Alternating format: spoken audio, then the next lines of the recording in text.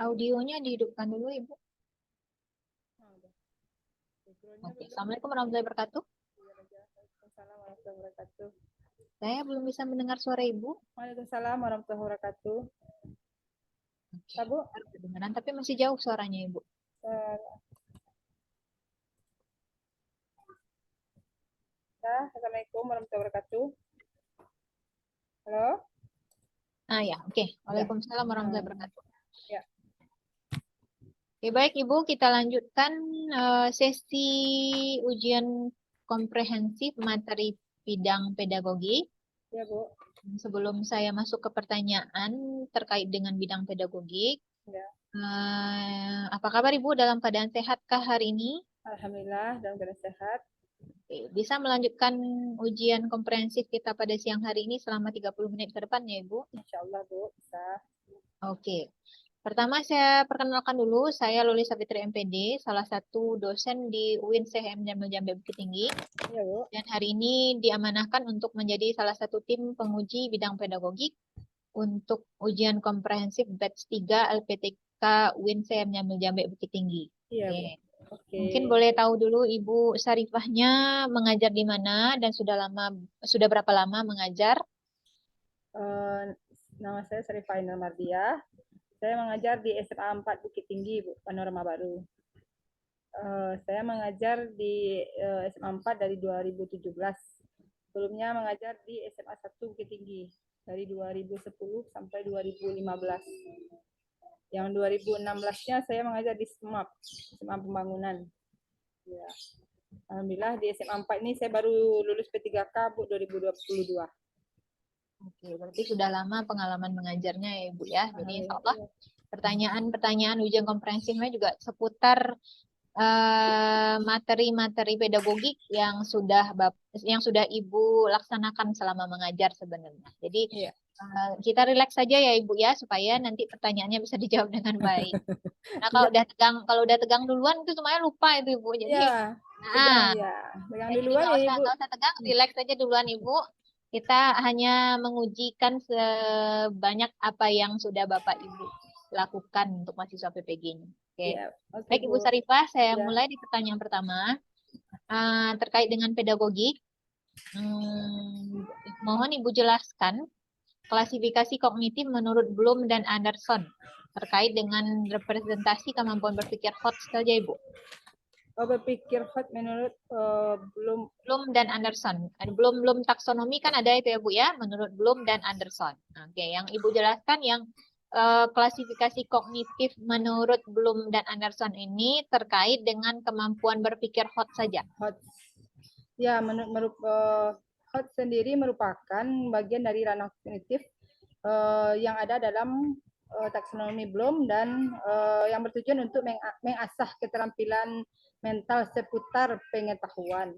Kemudian ranah kognitif menurut Bloom ini kemudian direvisi oleh Lorin yang diubah menjadi 6 cara untuk memberikan pertanyaan berdasarkan hot, ya kan Bu? Kategori ada 6 kategori yang di kemampuan berpikir yang tingkat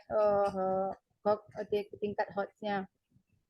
Kemudian yang cara untuk memberikan pertanyaan hot sesuai dengan Bloom adanya kalimat yang 6 itu, yaitu mengingat. Dengan adanya kalimat mengingat, kemudian adanya bahasanya memahami, kemudian mengaplikasikan, menganalisis, dan mengevaluasi.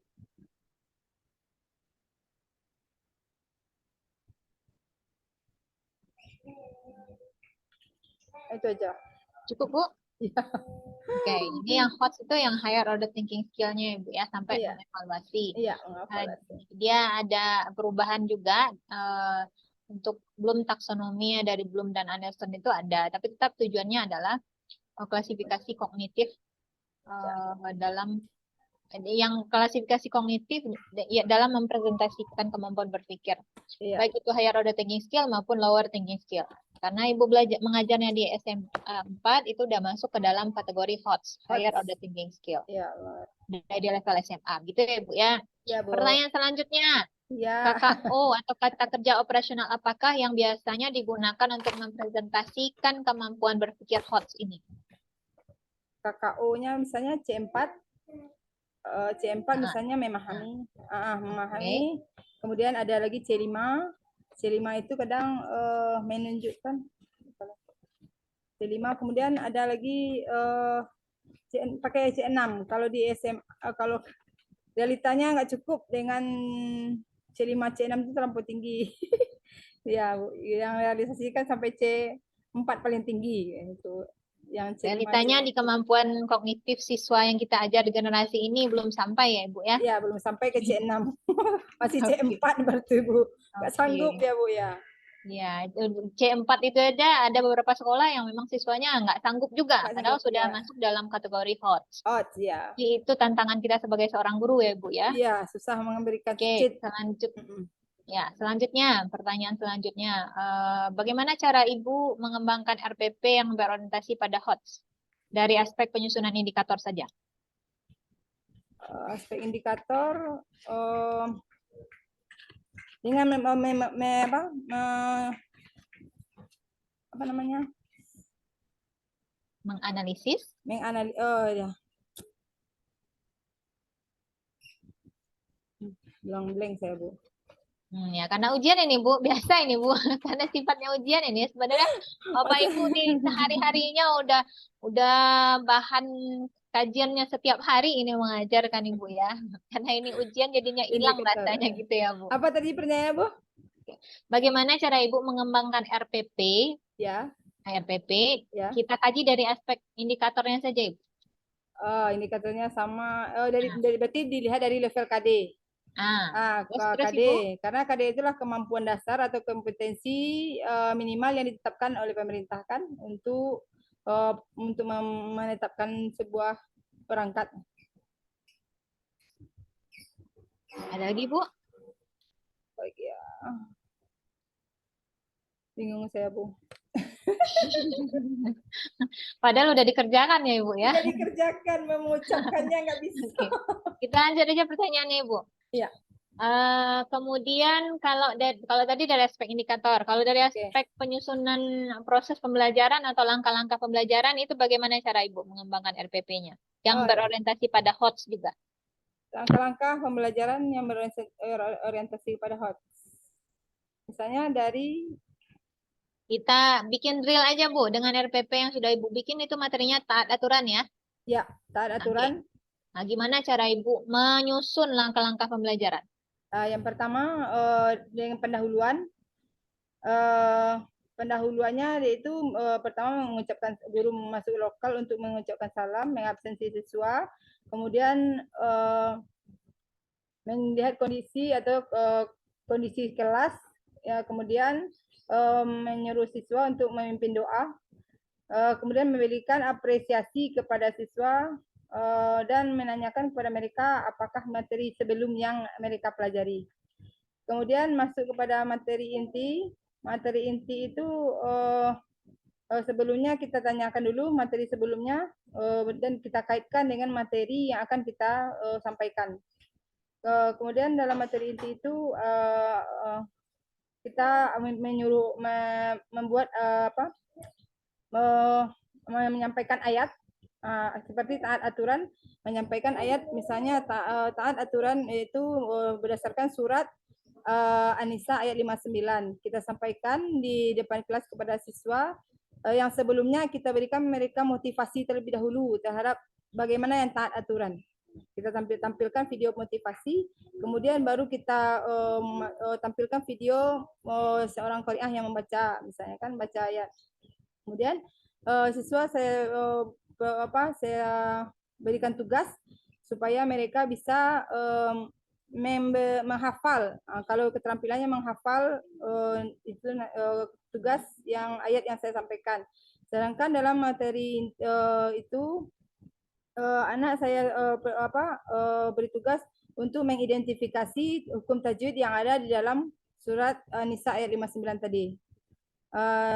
Kemudian setelah selesai kan mereka saya itu tampilkan ke depan, saya tulis ayatnya di mana letak hukum tajwid yang mereka yang ditugaskan tadi.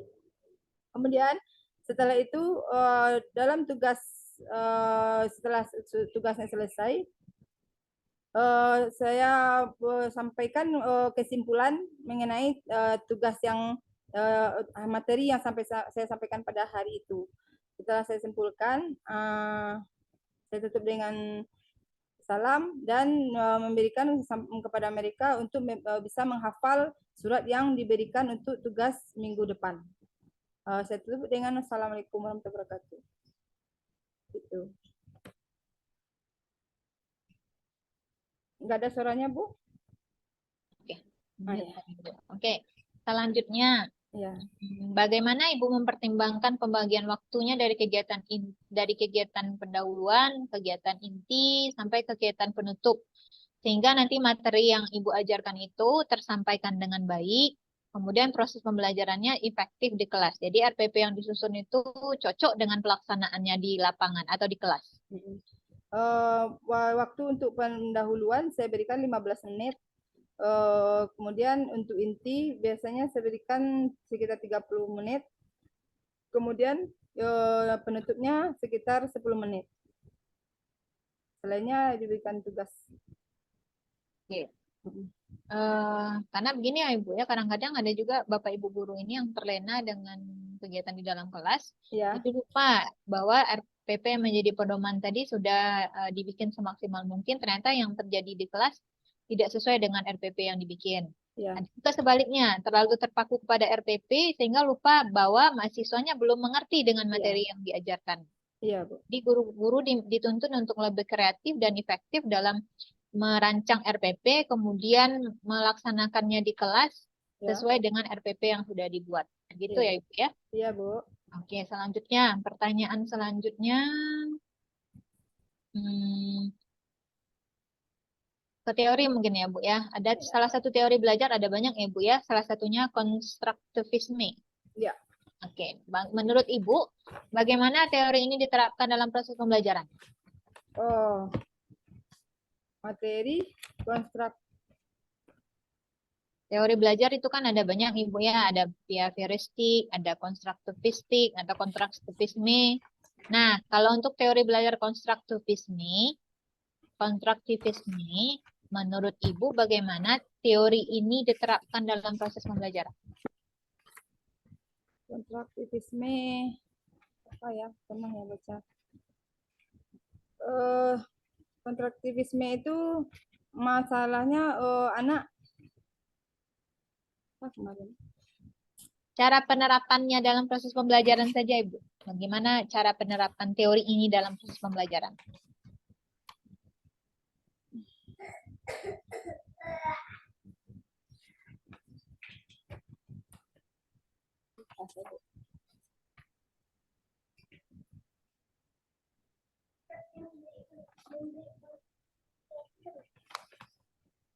Apa ya? Konstruktivisme. Masih ingat Ibu dengan teori konstruktivisme? Lupa saya. Atau salah satu teori belajar yang Ibu ingat? Bagaimana teori yang Ibu ingat itu teori belajar, salah satu teori belajar yang diterapkan dalam proses pembelajaran? Bagaimana caranya menerapkan teori ini dalam proses pembelajaran? Konstruktivisme itu memberikan kebebasan itu ya Bu ya kepada siswa. Atau apa yang Ibu ingat sajalah tentang teori belajar. Apa yang Ibu ingat tentang teori belajar dan bagaimana cara menerapkannya dalam proses pembelajaran. Itu aja lebih sederhana.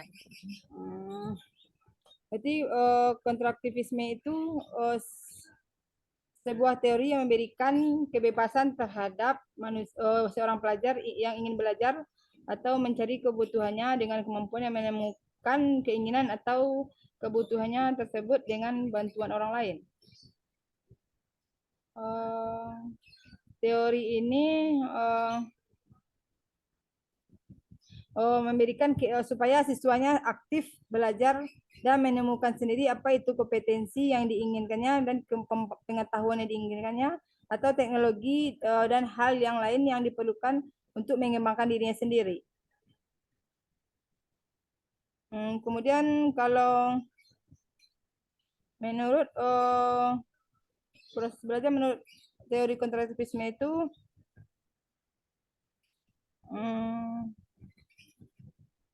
proses belajar Salah satu teori dari konstruktivisme ini, teori konstruktivisme ini meyakini bahwa peserta didik harus membangun sebuah pengetahuan tersebut berdasarkan pengalaman mereka sendiri. Gitu ya, Bu ya? Iya. Ah, itu dia. Ya. Jadi bagaimana penerapannya dalam proses pembelajaran, Ibu?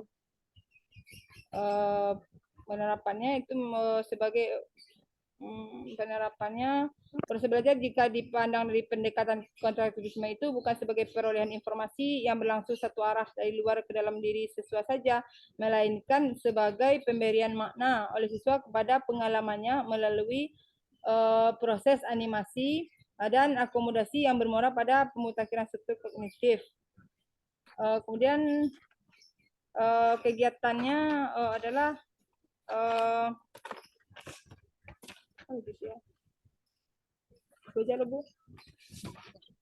Oke, kita lanjut pertanyaan berikutnya. Ya. Mungkin ke evaluasi mungkin ya, Ibu.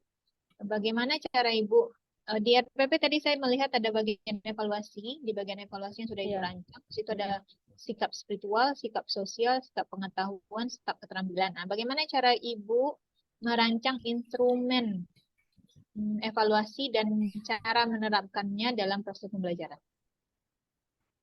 Instrumen evaluasi tentang spiritual. Ya, Bu. Ya, di RPP-nya kan di bagian evaluasi Ibu tulis ada di bagian aspek sikap spiritual, sikap sosial, ada sikap pengetahuan, ada bagian pengetahuan, ada bagian keterampilan. Nah, bagaimana cara Ibu merancang instrumen penilaian untuk masing-masing aspek ini? Dan bagaimana cara menerapkannya dalam proses pembelajaran? Kalau aspek spiritual itu dengan melalui observasi pada siswa. Kegiatan observasi itu diberikan sebuah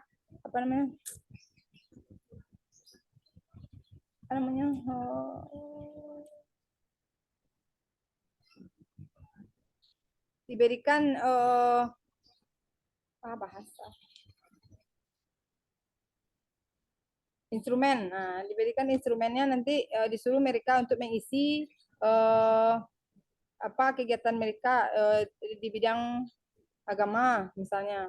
Contohnya ketika berdoa, apakah mereka selalu berdoa dalam kegiatan berdoa sebelum belajar, atau kegiatan yang akan dikerjakan mereka itu misalnya seperti sholat, atau sikap mereka dalam keseharian. Itu untuk nilai spiritual. Kemudian untuk nilai sosial juga diberikan instrumen ada penilaiannya, nanti penilaiannya teman sejawat lagi. Jadi diberikan pertanyaan-pertanyaan diberikan untuk menilai temannya tentang bagian sosial. Kemudian satu lagi ada pengetahuan dan keterampilan. Bagaimana cara Ibu menilainya? Kalau menilai pengetahuan kan dengan melihat seperti kalau mau itu melihat dengan hasil pencapaian dari materi yang disampaikan dengan hasil ulangan. Atau berarti instrumen penilaiannya dalam bentuk apa, Ibu? Yang pengetahuan. Ya. Kalau pengetahuan itu bisa teman sejawat juga bisa, Bu. Ya, instrumennya dalam bentuk apa?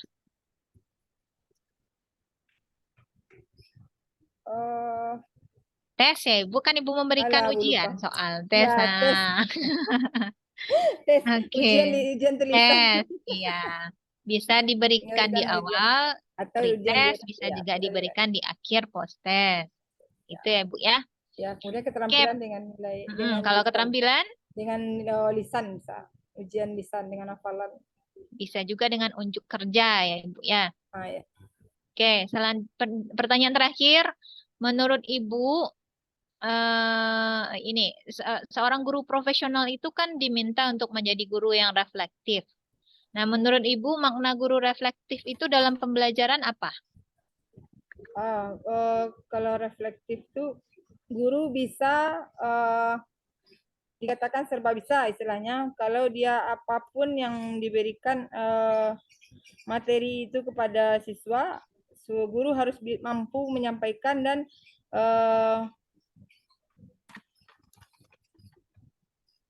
apa lagi ya?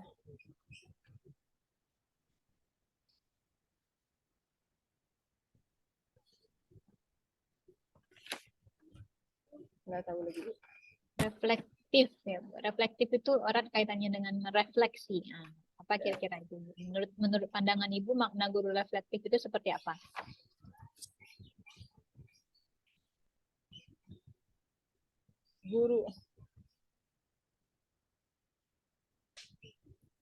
Guru itu harus refleks dengan kondisi siswanya.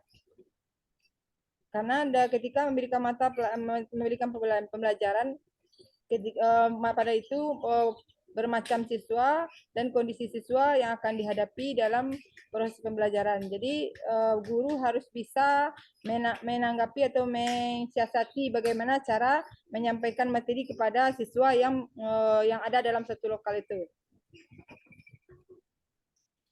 Oke, cukup Ibu. Terima Ya, kasih atas jawabannya. Iya. Semoga hasilnya memuaskan. Nanti akan diupload nilainya di LMS. Setelah Ibu upload rekamannya ya Ibu. Iya, Bu. Terima kasih, Oke, Bu. cukup untuk Ibu Syarifah. Assalamualaikum warahmatullahi wabarakatuh. Waalaikumsalam warahmatullahi wabarakatuh. Tunggu, Bu.